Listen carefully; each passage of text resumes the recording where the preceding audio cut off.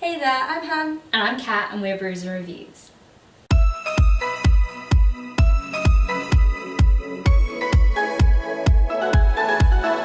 We've been tagged in the A Little Less Lonely tag by BookishCheryl.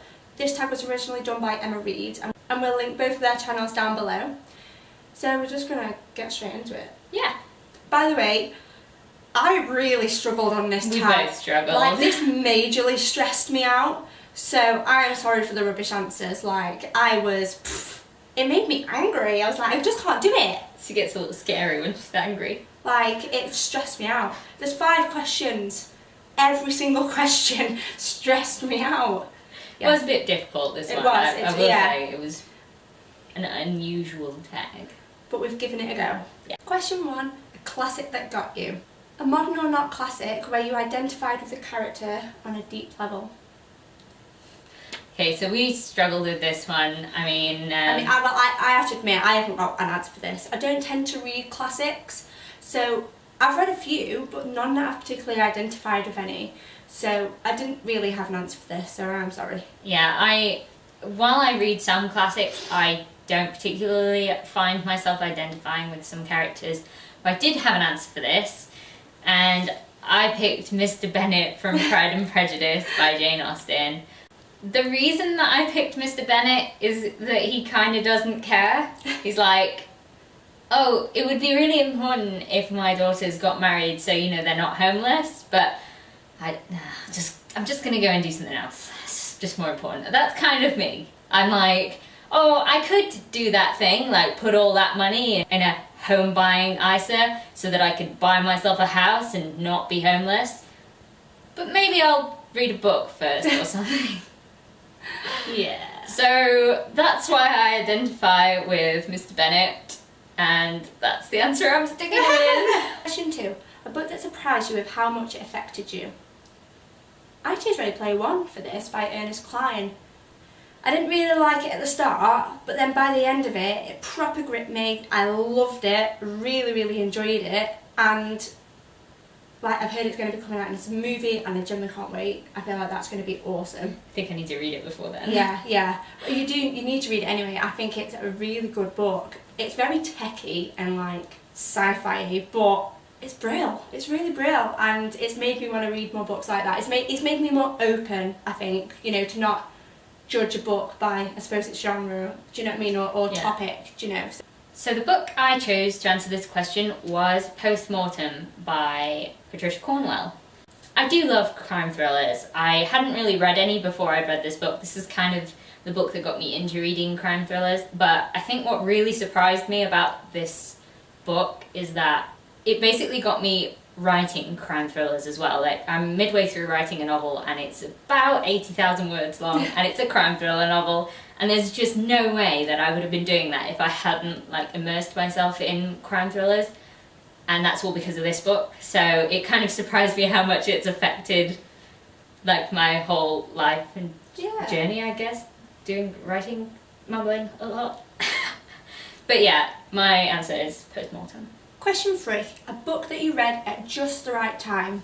I think I chose Percy Jackson by Rick Riordan, simply because I read it when I was probably the same age as Percy Jackson in the book, and I think I could identify with it. It was just a really cool adventure story. I really like Greek mythology, and now reading it, I still get them feels, whereas I feel like if I hadn't have read it at that age, and then read it now, I don't think I'd generally like it or connect to it. Do you know what I mean? And it's such a brilliant series that I'm glad I did read it when I did. So I think you hear a lot about that. A lot of people who have picked it up afterwards, and they're like, why does everyone love this quite as much? I think you have to connect with it at the right time. But I've heard that about Harry Potter as well, though. That's so odd. I know. So for this, I'm going to choose my stock answer, Legend by David Gemmell. If I hadn't have read this book at the ripe old age of 13, then I don't think I would have embarked on the reading career that I have. I don't think I would have got into heroic fantasy as much as I did, and I don't think that my reading would have been shaped like it was in this book. I've genuinely I just love it so much. I love it. And if I hadn't have read it at the time that I did, I just don't think I would have had such a wide range of genres that I've been interested in, and I really like that this was my introduction into the wider fantasy world. Question 4, a book that inspires you. For this, I went with, well, for this question, I got a bit stuck, you see, because a lot of books inspire me. They inspire me in a lot of different ways. Recently, one that I found that inspires me is Red Rising by Pierce Brown. Because I love it so much. It's so good. If you haven't read it, read it, because it's so good.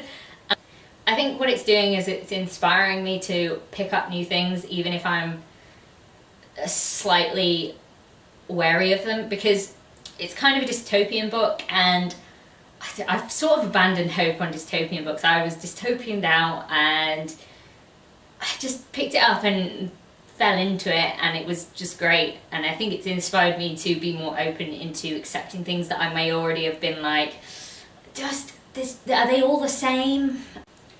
I've chosen mine for the same reason. I've chosen Everything by Nicola Yoon simply because I don't tend to read a lot of contemporaries or different genres other than, you know, like fantasy and all that malarkey. So to read this and thoroughly enjoy it, you know, it's just like Ready Player One. It was a completely different style of writing for me and, you know, genre, but I really enjoyed it, and I feel like this is going to make me branch out to other genres and not be too, oh, but I don't think I'd like it. I'm just going to give it a whirl anyway and just see, because you never know. So, yeah. Question 5, the last and final question. Which is a book that calms you? I have chose City of Bones, well, the whole of the Mortal Instruments series by Cassandra Clare. I think I started reading these, you know, when I was a little bit younger in my teens, and, you know, I'd gone through a lot in my life, and whenever I felt down or, you know, just I needed a bit of a pick-me-up, these are what helped me get through, you know, through dark times and sad times, and, you know, they just helped me get away from this world for a little bit, and I thoroughly appreciate them for it. And I feel like that's why I have such a huge connection to these books, you know, not just these though, just Infernal Devices and now The Dark Artifices, you know, I really just enjoy them, and the Mortal Instruments do just have a special place in my heart, I think, for that reason. I chose Henry V by William Shakespeare. I know what you're thinking. Shakespeare calms you? That's weird. The reason that I love this play is that there's just something about it that is very English.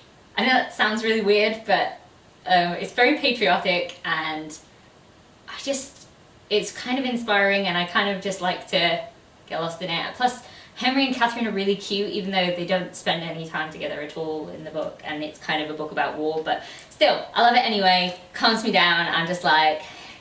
Is this the book where your favourite quote's from? Yeah. Yeah. My favourite quote being, "Once more into the breach, dear friends, once more." So, that was our answers for A Little Less Lonely tag. We've decided we're not going to tag anyone, simply because of the stress it put me through. We thought we don't really want to put anyone under that. However, if you generally like the questions and you think you can think of some answers, you are more than welcome to share them in the comments. We would love to hear what you have got to say as well about all these questions. So. If you like the video, like, comment, subscribe. Let us know what you think about the books that we've mentioned, and we'll see you next time. See you later. Bye.